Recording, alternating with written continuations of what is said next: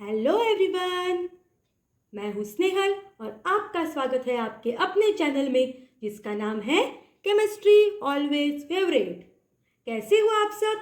मुझे उम्मीद है कि आप सब अच्छे होंगे और आज मैं लेकर आई हूँ आपके लिए some basic concepts of chemistry class 11 chemistry. और इसी के साथ हम शुभारंभ करेंगे क्लास 11 की केमिस्ट्री का। बच्चों, क्या पढ़ने वाले हैं हम इस चैप्टर के अंदर? केमिस्ट्री पढ़ने के लिए हम तैयार होने वाले हैं with all the basic concepts. तो आज के इस सेशन में आपकी 9th और 10th की रिवीजन भी हो जाएगी और इससे लिंक करके हम 11th की केमिस्ट्री की स्टडी भी शुरू कर देंगे। तो हमारा ये क्लास 11 का जो बैच चलेगा इसमें हम 11 के सारे चैप्टर्स स्कूल लेवल पे तो पढ़ेंगे और जेईई, नीट और एमएचटी सीईटी का भी प्रिपरेशन करेंगे और हम इन सभी एग्जाम्स के क्वेश्चंस को भी टच करेंगे। तो ये जो फर्स्ट चैप्टर है some basic concepts of chemistry, इसका है आज लेक्चर 1। तो इस चैप्टर की यूटिलिटी बहुत ज़्यादा है, तो ये कहने की बिल्कुल ज़रूरत नहीं है कि this chapter is super duper important. So let's get started. तो बच्चों, चैप्टर का टाइटल क्या है? सब बेसिक कॉन्सेप्ट्स ऑफ केमिस्ट्री। तो हमारे मन में सबसे पहला सवाल क्या आएगा कि ये केमिस्ट्री होती क्या है? What is chemistry? तो बच्चों, सबसे पहले हम समझ लेंगे कि ये केमिस्ट्री होती क्या है और फिर उसकी डेफिनेशन पढ़ेंगे। तो बच्चों, क्या दिख रहा है आपको स्क्रीन पे? What do you see on the screen? ये एक कपल है। तो बच्चों, हम कभी कभी किसी कपल को देखते हैं तो क्या कहते हैं? इनकी केमिस्ट्री बहुत अच्छी है, they have very very good chemistry. हम ऐसा कहते हैं क्या? इनकी फिजिक्स बहुत अच्छी है, इनका मैथ्स बहुत अच्छा है। हम ऐसा कभी नहीं बोलते। वी ऑलवेज से दैट इनकी केमिस्ट्री बहुत अच्छी है। तो हम ऐसा क्यों बोलते हैं, यही हमें अब जानना है। तो ये जो कपल की केमिस्ट्री है और हम जो पढ़ रहे हैं केमिस्ट्री एज अ सब्जेक्ट, क्या ये दोनों केमिस्ट्री सेम है? तो वो जो what is actually chemistry, the one that is shown on the right hand side और the one that is shown on the left hand side, ये केमिस्ट्री हमारी जो पढ़ रहे हैं वो केमिस्ट्री है या फिर ये केमिस्ट्री हमारी जो हम पढ़ रहे हैं वो केमिस्ट्री है? कौन सी है केमिस्ट्री हमारी? क्या आप बता सकते हैं बच्चों? चलो मैं बता देती हूँ आपको। अब केमिस्ट्री क्या होती है मैं आपको बताती हूँ। पहले तो chemistry is all about bonding. Chemistry is all about study of atoms and molecules. Chemistry is all about how these atoms and molecules react with each other.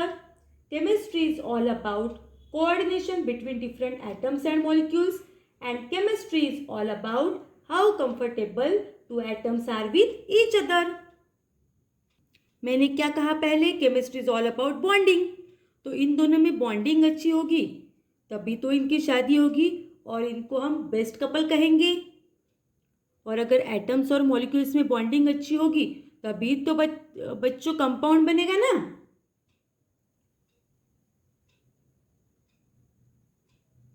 तो हम इस कपल को बेस्ट कपल क्यों कहते हैं? इनकी केमिस्ट्री अच्छी है ऐसा क्यों कहते हैं? क्योंकि हमें दिखता है कि इनकी अंडरस्टैंडिंग अच्छी है, इनका कोऑर्डिनेशन अच्छा है, इनकी बॉन्डिंग अच्छी है, इसीलिए हम ऐसा कहते हैं कि इनकी केमिस्ट्री अच्छी है।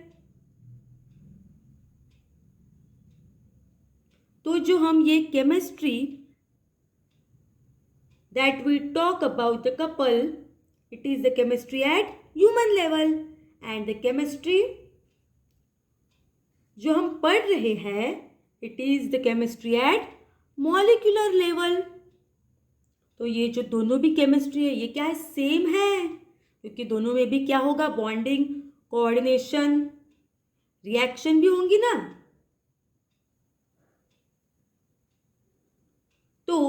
जो हम साइंस में पढ़ रहे हैं chemistry, that is at molecular level, and जो डेली लाइफ में पढ़ रहे हैं chemistry, that is at human level. तो बच्चों, अब हम पढ़ने वाले हैं केमिस्ट्री एट मॉलिक्यूलर लेवल। तो what is chemistry? Chemistry is the study of atoms and molecules. How these atoms combine to form molecules and how these molecules combine to form matter. That is the chemistry.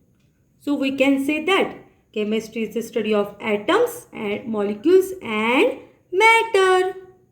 तो ये तो समझ में आ गया, chemistry is the study of atoms, molecules and matter.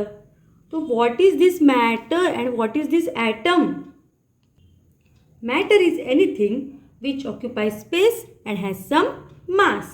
ऐसी चीज़ जो कुछ जगह घेर लेगी और जिसका कुछ ना कुछ मास होगा, ऐसी चीज़ को हम कहेंगे मैटर। तो कौन कौन सी चीज़ें होती है जो कुछ जगह घेर लेती है और कुछ ना कुछ मास होता है? सभी चीज़ें। जैसे मैं मैटर हूँ, आप मैटर हो, आपके पास जो मोबाइल है, आपके पास जो मोबाइल का चार्जर है, वो क्या है? मैटर है। आपके पास नोटबुक होगा, आपके पास पेन होगा, सब मैटर है। तो हमारे आसपास की हर चीज़ क्या है? मैटर है, क्योंकि वो कुछ जगह घेर लेगी और उसका कुछ ना कुछ मास होगा, इसलिए हम सब क्या है? मैटर है। अब ये मैटर किससे बनता है? How this matter is form? अगर हम किसी भी मैटर को ब्रेक करते जाएंगे, कंटिन्यूसली तोड़ते जाएंगे, तो हम ऐसे पॉइंट पे पहुंचेंगे जो सबसे छोटा पॉइंट होगा मैटर का। तो that point is called atom. So we can say that atom is the smallest unit of matter. तो what is matter and what is atom? Matter is anything which occupies space and has some mass, and atom is the smallest unit of matter. तो matter भी समझ में आ गया, atom भी समझ में आ गया। अब ये मॉलिक्यूल क्या है भाई? Group of atoms called molecule. बच्चे समझा? So basically chemistry is the study of atoms, molecules and matter. तो आपको क्लियर है what is chemistry? तो अब हम पढ़ेंगे केमिस्ट्री की डेफिनेशन। क्या है केमिस्ट्री की definition? Chemistry is the branch of science that deals with the study of atoms, molecules and their transformations. Transformations मतलब क्या?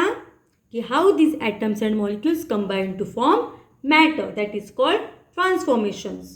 तो क्या है केमिस्ट्री की डेफिनेशन बच्चों? केमिस्ट्री क्या है? एक साइंस की ब्रांच है जिसमें किस चीज़ की स्टडी होती है? एटम्स की, मॉलिक्यूल्स की और मैटर की। मतलब तो बच्चों, हम ऐसा बोल सकते हैं ना, केमिस्ट्री आपके अंदर भी है और आपके बाहर भी है। मतलब आपके अंदर के हर एक एटम की स्टडी यानी chemistry. So chemistry is everywhere. हमारे चारों तरफ क्या है? केमिस्ट्री है।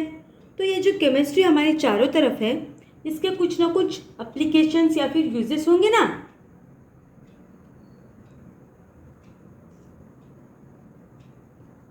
तो अब हम देखेंगे एप्लीकेशंस और यूजेस और एडवांटेजेस ऑफ केमिस्ट्री। तो किस किस फील्ड में केमिस्ट्री के एप्लीकेशंस है? Chemistry is used in polymer industry, in food industry, in medicinal industry.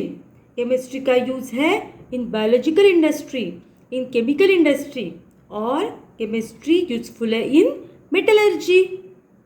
तो अब हम एक एक करके पढ़ेंगे केमिस्ट्री के एप्लीकेशंस। तो बच्चों, पॉलीमर इंडस्ट्री केमिस्ट्री पर बेस्ड है। जैसे हम जो कपड़े पहनते हैं, हमारे क्लोथ्स, हम जो भी यूज़ करते हैं, जैसे प्लास्टिक की चीज़ें, रबर की चीज़ें, ये सब क्या है? पॉलीमर से बना है। जैसे हमारे घर में इलेक्ट्रिक की वायर रहती है, उसका जो कवर होता है ना, वो किससे बना होता है? पॉलीमर से। और हमारे मोबाइल का चार्जर, हमारे मोबाइल का फ्रंट कवर, बैक कवर, हमारा मोबाइल, ये सब किससे बना है? पॉलीमर से बना है। और जो प्लास्टिक के मटेरियल्स है जैसे पॉलीथीन, चेयर, बॉटल्स, टिफिन, ये सब क्या है? पॉलीमर से बने हैं। और रबर के जो भी मटेरियल्स हम यूज करते हैं वो सब क्या है? पॉलीमर। सो पॉलीमर इंडस्ट्री केमिस्ट्री पे बेस है।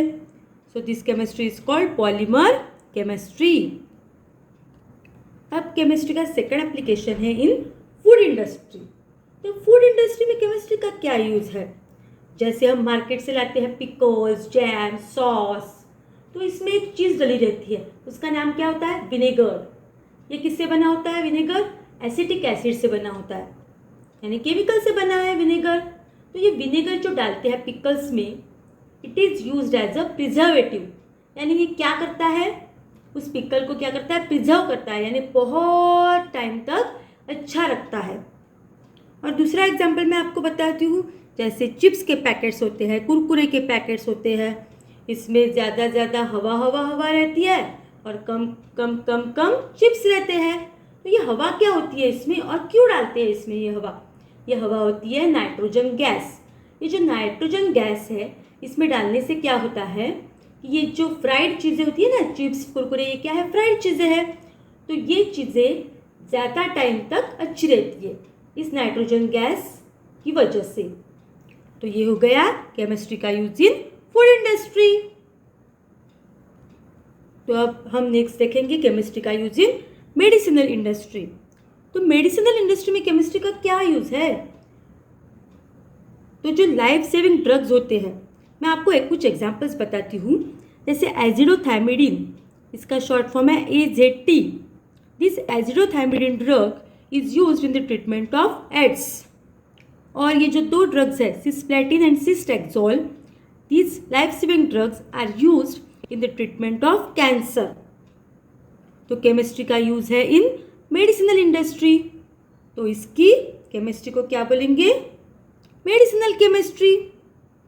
और मैं आपको एक एग्जांपल बताती हूँ, जैसे कोविड-19 के जो वैक्सीन होते हैं ना, कौन से वैक्सीन है? 2 वैक्सीन है, कोविशील्ड एंड कोवैक्सीन। तो ये जो दोनों वैक्सीन है, ये भी कहाँ बनेंगे? केमिकल लैब में बनते हैं ना, केमिकल लैब में ही बने हैं ये वैक्सीन। तो these are also part of medicinal chemistry. अब हम देखेंगे कि केमिस्ट्री का यूज इन बायोलॉजिकल इंडस्ट्री। आपने 2 वर्ड सुने हैं, DNA और RNA। ये DNA क्या होता है और RNA क्या होता है? DNA is the deoxyribonucleic acid और RNA is the ribonucleic acid. तो ये जो DNA और RNA कहाँ प्रेजेंट होते हैं? हमारी बॉडी में प्रेजेंट होते हैं। तो ये भी केमिस्ट्री का पार्ट हो गए, क्योंकि हमारी बॉडी तो मैटर है और हमारी बॉडी की स्टडी यानी मैटर की स्टडी यानी केमिस्ट्री होती है। तो ये जो DNA और RNA है, ये एग्जैक्टली कहाँ प्रेजेंट होते हैं? तो हमारी बॉडी में सेल होता है, आपको पता है। सेल में क्या होता है? न्यूक्लियस। और न्यूक्लियस में क्या प्रेजेंट होते हैं? DNA और RNA प्रेजेंट होते हैं। तो DNA और RNA मैटर में है, यानी हमारी बॉडी में है। तो DNA और RNA किससे बने होंगे?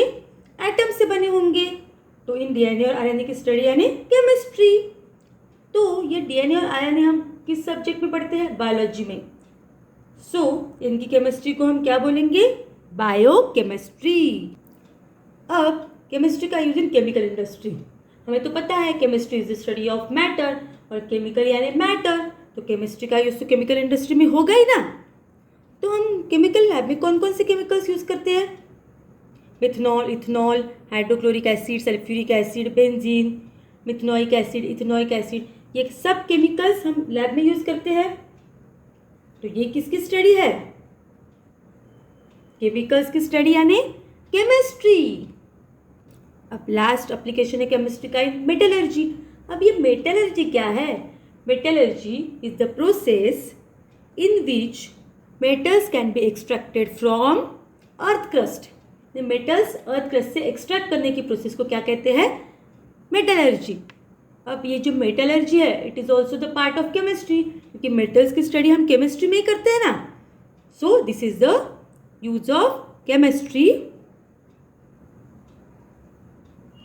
तो बच्चों, मैंने आपको ज़्यादा से ज़्यादा केमिस्ट्री के एप्लीकेशन बताने की कोशिश की है। मुझसे कुछ ना कुछ छूट गए होंगे बच्चों, कि बहुत सारे एप्लीकेशन है केमिस्ट्री के। तो ये क्लियर है बच्चों? ये सब समझ में आ गया आपको तो क्या हम आगे बढ़े? तो चलो। तो जैसे बच्चों हमने केमिस्ट्री का कुछ यूजेस और एप्लीकेशंस देखे, वैसे केमिस्ट्री के कुछ डिसएडवांटेजेस या फिर डेंजर्स भी है। तो कौन कौन से हैं केमिस्ट्री के डेंजर्स, ये हम पढ़ेंगे अभी। जैसे हम घर में रेफ्रिजरेटर यूज़ करते हैं, एसी यानी एयर कंडीशनर यूज़ करते हैं। तो ये जो रेफ्रिजरेटर और एसी है, इनमें टेम्परेचर मेंटेन करने के लिए कुछ गैसेस का यूज़ होता है। तो रेफ्रिजरेटर में यूज़ करते हैं गैस कार्बन टेट्राक्लोराइड और एसी में यूज़ करते हैं गैस क्लोरोफ्लोरोकार्बन। और आर्मी वाले जो जेट प्लेन्स यूज़ करते हैं ना, उसमें रहती है नाइट्रोजन गैस। तो ये जो नाइट्रोजन गैस है, इसका कंबशन होता है, यानी burning in presence of oxygen. तो क्या बनता है गैस, कौन सा गैस बनता है? Nitrogen monoxide. तो ये जो तीनों गैसेस है ना, रेफ्रिजरेटर में जो होती है कार्बन टेट्राक्लोराइड, एसी में जो होती है क्लोरोफ्लोरोकार्बन, और जेट प्लेन्स में कौन सी गैस बनती है? Nitrogen monoxide. जो तीनों भी गैसेस है, ये क्या करती है? ओजोन लेयर को डिप्लीट करती है। So these gases causes ozone depletion. अब अगर ओजोन लेयर का डिप्लीशन होगा तो क्या होगा? ओजोन लेयर क्या करती है, आपको पता है ना? ओजोन लेयर क्या करती है? सन जो यूवी रेज यानी अल्ट्रावायलेट रेज जो इमिट करता है, उनको क्या करती है? ओजोन लेयर एब्जॉर्ब करती है। अगर ओजोन लेयर डिप्लीट होगी तो क्या होगा?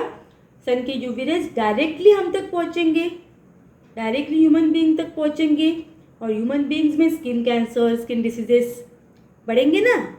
तो ओजोन लेयर डिप्लीट नहीं होनी चाहिए। तो दीज आर द डेंजर्स और डिसएडवांटेजेस ऑफ केमिस्ट्री। तो बच्चों, हमने आज लेक्चर 1 में जो भी पढ़ा है वो क्या था? इंट्रोडक्शन ऑफ केमिस्ट्री था। आगे के लेक्चर में हम इस चैप्टर का मेन पार्ट स्टार्ट करेंगे। तो प्यारे बच्चों, हम आज के इस लेक्चर को यहीं पे ख़त्म करते हैं और आगे का ये चैप्टर नेक्स्ट लेक्चर में कंटिन्यू करेंगे। तो आई होप आपको ये लेक्चर पसंद आया होगा। आया है ना बच्चों? तो please like this video and share with your friends, and please subscribe my channel. So that's all for today. Bye bye and have a great day.